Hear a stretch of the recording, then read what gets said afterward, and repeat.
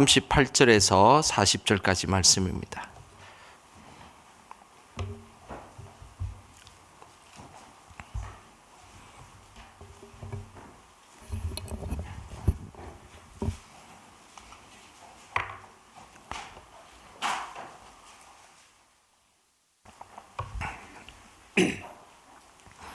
요한복음 19장 38절에서 40절까지 말씀, 우리 한 목소리로 말씀 읽겠습니다.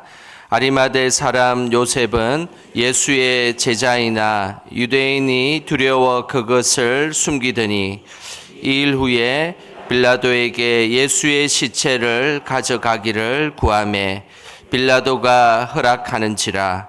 이에 가서 예수의 시체를 가져가니라. 일찍이 예수께 밤에 찾아왔던 니고데모도 모략과 침량 섞은 것을 100리터라쯤 가지고 온지라. 이에 예수의 시체를 가져다가 유대인의 장례법대로 그 향품과 함께 세마포로 쌌더라. 아멘.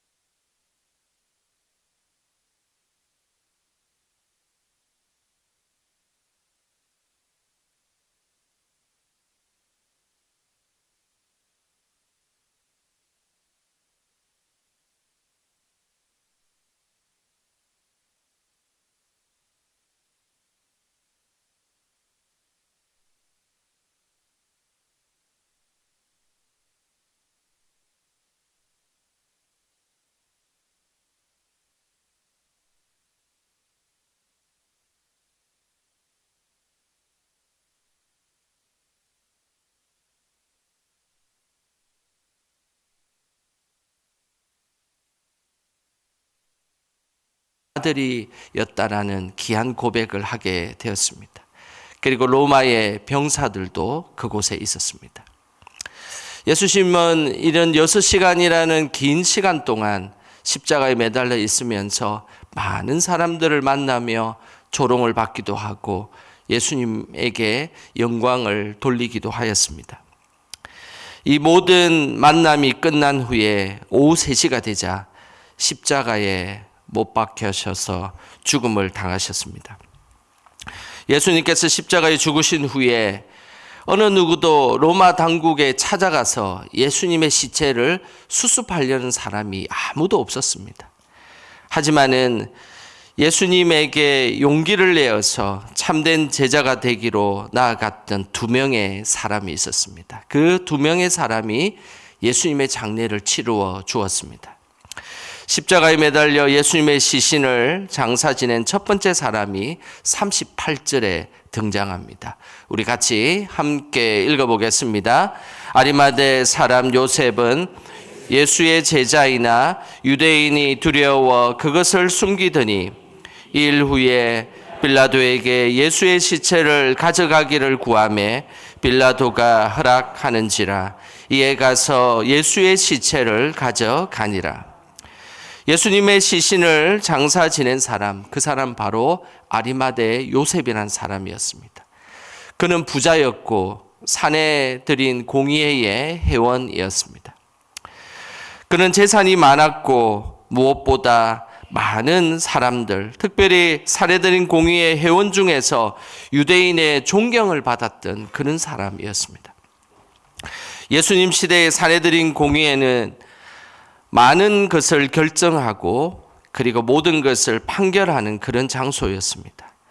오늘날로 치면 국회와 같은 곳이고 사내들인 공회의 회원이라면 국회의원과 같은 그런 존재였습니다. 아리마대 요셉처럼 사내들인 공회에 존경받으려면 그는 전문적인 율법을 이해하는 사람이어야 했고 재정적으로도 부유했던 사람이었습니다.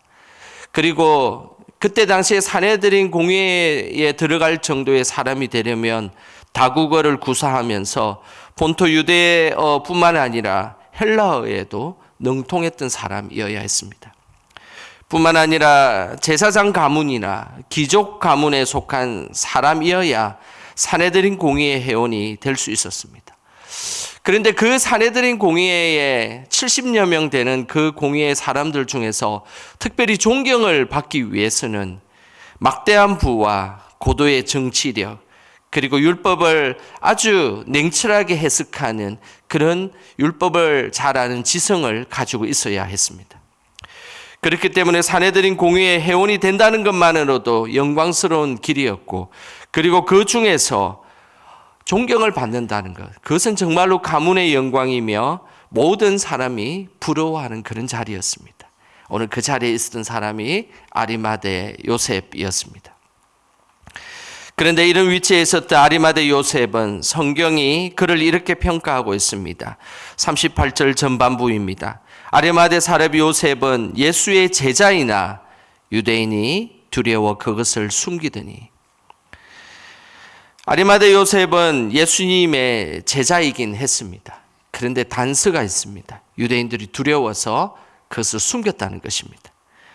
그 말은 한쪽의 발은 신앙의 발을 두고 있고 또 한쪽의 발은 세상의 발을 담그면서 그렇게 살아가고 있었다는 것입니다. 아리마대 요셉이 가지고 있었던 그 부귀와 영화 그리고 세상 사람들의 그 존경 참으로 달콤하고 이 땅에서 너무나 필요한 것이었습니다. 그렇지만 마음 한켠에 예수님을 모시고 싶은 마음도 그에게 있었다는 사실입니다. 유대인들이 자신을 나쁘게 평가하는 것이 싫어서 자신은 몰래 예수님을 믿었던 사람이었습니다. 혹시 우리에게도 이런 모습이 있지는 않습니까? 예수님을 믿고 있지만 세상 사람들에게는 예수님 믿는 것을 숨기며 예수님 믿고 있지는 않습니까? 교회와 세상에 양다리를 걸치면서 교회에서는 신앙인처럼 고백하고 말하고 행동하지만 밖에 나가서는 그 사람이 정말 교회를 다니는 사람인지 모를 정도의 행동을 하며 살아가고 있지는 않습니까? 우리는 양다리를 걸치며 신앙생활하는 존재가 아니라 하나님만 섬기는 그런 존재가 되어야 합니다. 여호수아 24장 15절에 하나님께서 이렇게 말씀하셨습니다.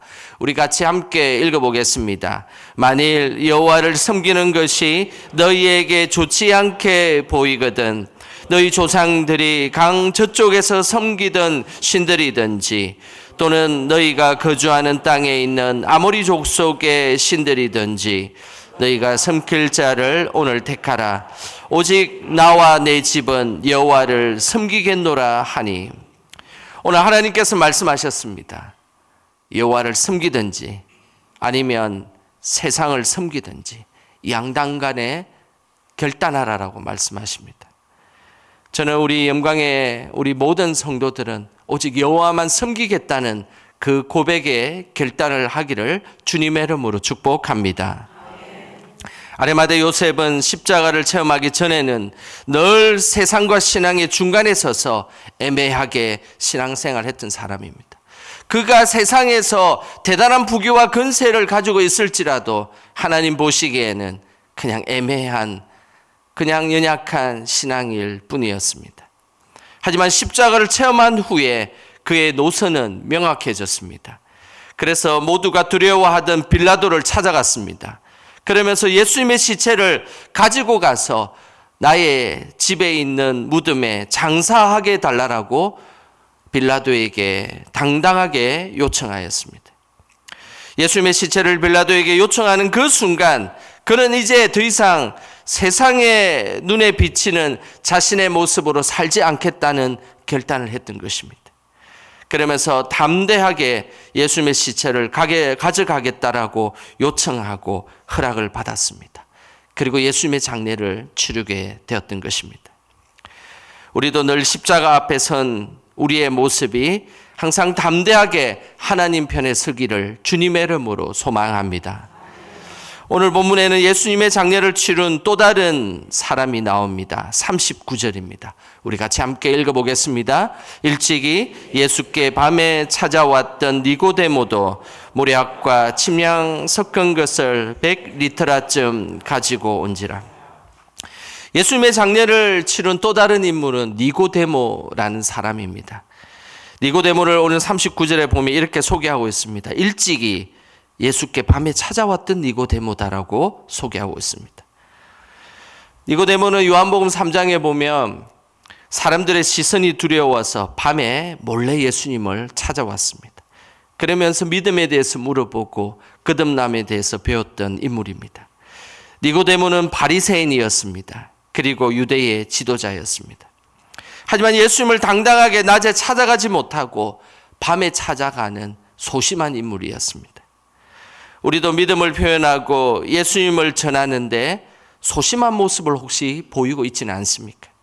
주변 사람들에게 예수님 옛자도 이야기하지 못하며 살아가고 있지는 않습니까? 오늘 예수님께서 분명하게 말씀하셨습니다.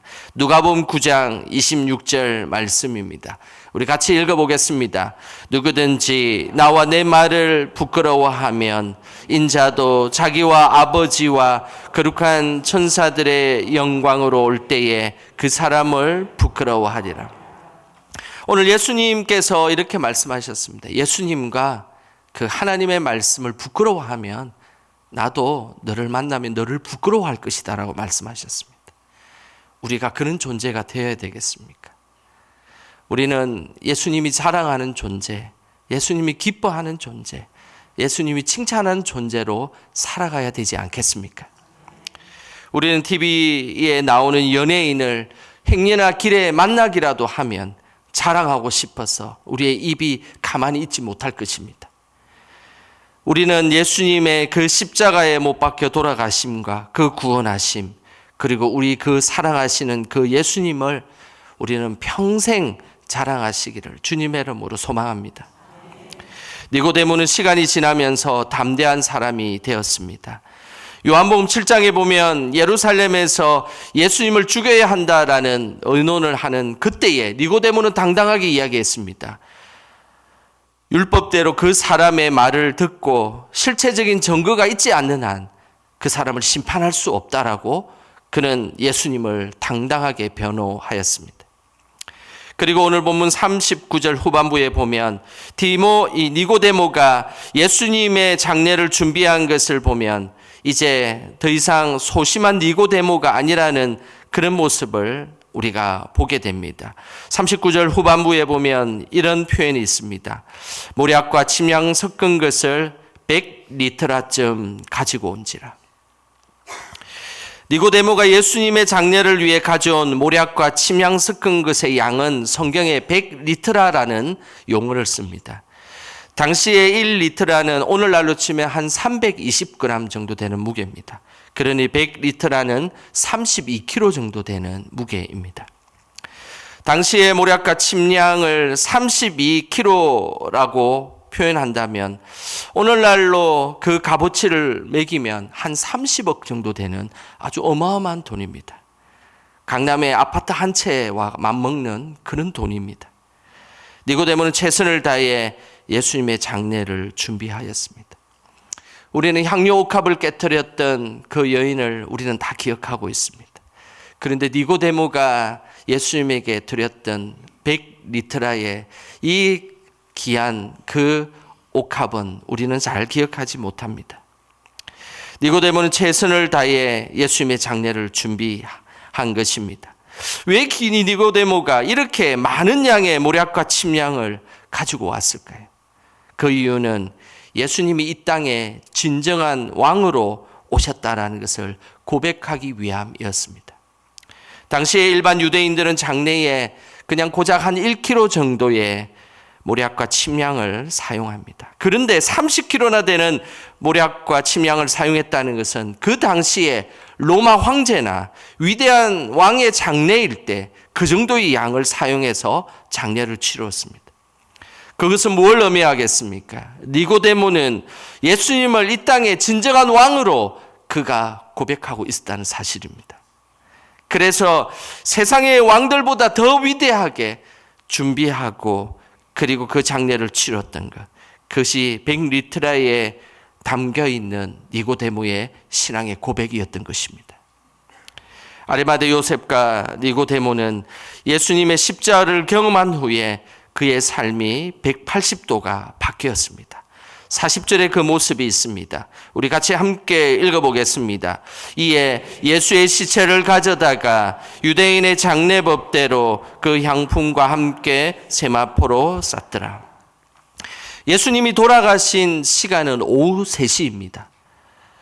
그때 당시에 유대인들은 이제 오후 3시 지나서 오후 6시가 되면 안식일이 찾아옵니다. 그러니 안식일에는 절대 장례를 치를 수가 없었습니다. 그래서 이 아리마대 요셉과 니고데모에게 허락한 시간은 사실은 3시간밖에 있지 않았습니다. 1시간은 빌라도에게 찾아가서 예수님의 시체를 가져갈 수 있도록 허락받는데 무려 1시간을 사용했습니다. 그리고 남은 2시간은 예수님을 십자가에 내리고 아리마대 요셉의 가족 무덤에 예수님의 시체를 가져가고 그리고 모략과 침향을 바르고 세마포를 싸고 장례를 치러야 하는 아주 급박한 시간이었습니다. 이 긴박한 시간에 이루어진 일입니다. 이들은 로마 군인들 앞에서 예수님의 장례를 치러야 했습니다. 이 급박한 시간에 그들은 주변 사람들을 돌아보지 않았습니다. 이전에는 유대인들이 두려웠고 세상 사람들이 두려워서 매일 주변 사람들만 보며 그렇게 지나오며 예수님 믿는 거 그리고 세상 믿는 거 늘 그 중간에 애매하게 살았던 그들이었지만 그러나 오늘 십자가의 그 죽음을 경험한 그들은 이제 세상 사람들을 볼 겨를이 없었습니다. 오로지 예수님의 그 십자가의 그 장례만을 위해 그들은 집중했다는 사실입니다. 그 얼마 되지 않은 그 짧은 시간에 그들은 최선을 다해 예수님의 가시면류관을 내리고 그리고 예수님의 시체를 내리고 그리고 예수님을 모시고 가서 장례를 치렀던 것입니다. 30kg나 되는 그 거대한 모략과 침향을 왕에게 드리는 것처럼 바르고 그리고 세마포를 싸서 최선을 다해 예수님의 장례를 치르게 되었던 것입니다. 이 매우 긴박한 순간에 이루어진 이 장례는 정말로 그들이 세상 사람들을 보지 않고 이제 예수님만 보고 하나님만 보고 살아갔던 그들의 삶의 모습이 고스란히 그 짧은 시간에 드러나게 되었던 것입니다. 그 후에 이 두 사람은 어떻게 되었을까요? 성경에는 나오지 않지만 유대 전성에 의하면 이들은 모두 자신의 주의를 박탈당했습니다. 그리고 그들의 재산도 모두 몰수당하는 그런 어려움에 처하게 되었습니다. 하지만 이들은 부활한 예수님을 만나 영원한 천국으로, 세상에서 감당할 수 없었던 그 아름다운 천국, 이 땅에서 부귀와 영화를 누리는 것보다 더 귀한 천국을 그들은 맞이하게 되었다는 사실입니다. 십자가 앞에서는 우리는 어떤 모습으로 살아가야 되겠습니까? 세상과 믿음 사이에 머뭇거리며 살아가는 믿음이 우리의 믿음은 아닙니다. 오직 예수님만 바라보며 섬기는 믿음이 되어야 할 것입니다. 십자가 앞에서 우리는 예수님을 부끄러워하고 그리고 그렇게 예수님 믿지 않는 것처럼 행동하는 그런 사람들이 되지 않아야 합니다. 늘 예수님을 자랑하고 그 자랑할 기회를 엿보는 그런 사람으로 살아가야 된다는 것입니다. 평생의 십자가의 은혜와 사랑을 기억하며 그 복음을 담대히 전하며 살아가는 우리 영광의 모든 성도들 되기를 주님의 이름으로 축원합니다. 이 시간 우리